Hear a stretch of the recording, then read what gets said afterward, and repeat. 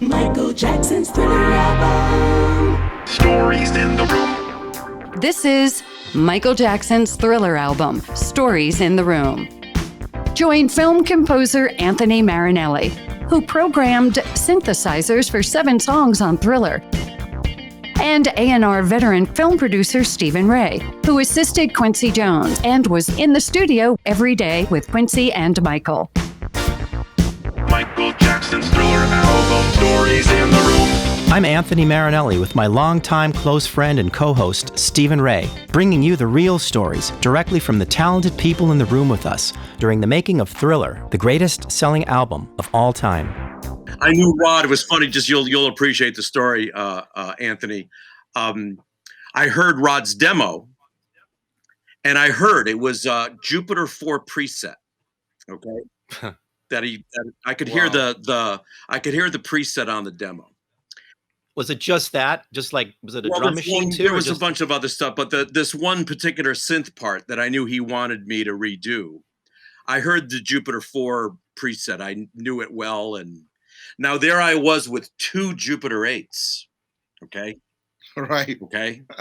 I could get a much better sound than that demo sound. I wound up calling the cartage company, bring the Jupiter 4.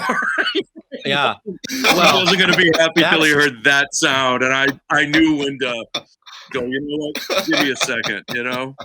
Rob, I brought everything. Yeah, because when I was doing the sessions, Michael was playing he was at the turntable, and he would cue up the sounds that he liked from Morris Day and the Time and other things that he just liked. He would find anything. It could have been some even old orchestral sound from Fred Astaire or something. And he would say, can you do that on synthesizer or whatever?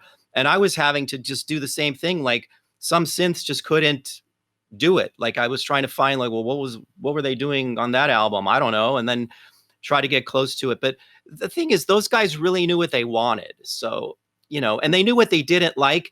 And when they could tell you that bluntly, and you knew they were all on the same page, and we would all get there together. You just didn't get a bad feeling. It was really true. Bruun. Yeah. And how great is that? How great was that GS-1, man? That was one of my favorite sounds. The Dream Machine. No, you're talking about the GX. This was the GS-1, the thing that, the huge. I thought you said GX. GS then. No, GS. No, it was GS-1, right? Yeah, the thing that preceded the 4-operator FM. It was like the big wooden. It was a big mahogany. You couldn't program that. Yeah.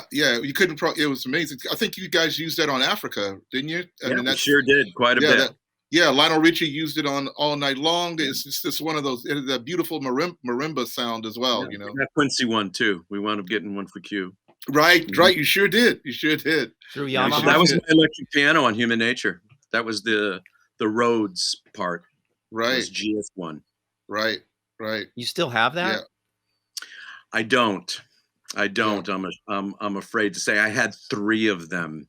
And that was one of those things I had held on to them for 100 years. And when I finally got them out of the warehouse, there'd been battery leakage and damage to the motherboards. Oh, right. Join us for the next episode of Michael Jackson's Thriller album, Stories in the Room, with your hosts Anthony Marinelli and Stephen Ray. Watch our extended interviews on youtube.com/@StoriesInTheRoom. Audio-only interviews are available on all podcast networks. Follow us on Facebook, Instagram, and TikTok @StoriesInTheRoom. For the latest news and links, visit the website, StoriesInTheRoom.com. This podcast is produced by Christian D. Bruun and David Wolf, recorded by Audivita Studios. Additional recording by Ben Rackless. Edited by Jay Spang and Sean Hedinger. Music by Anthony Marinelli and Stephen Ray. Michael Jackson's Thriller album. Stories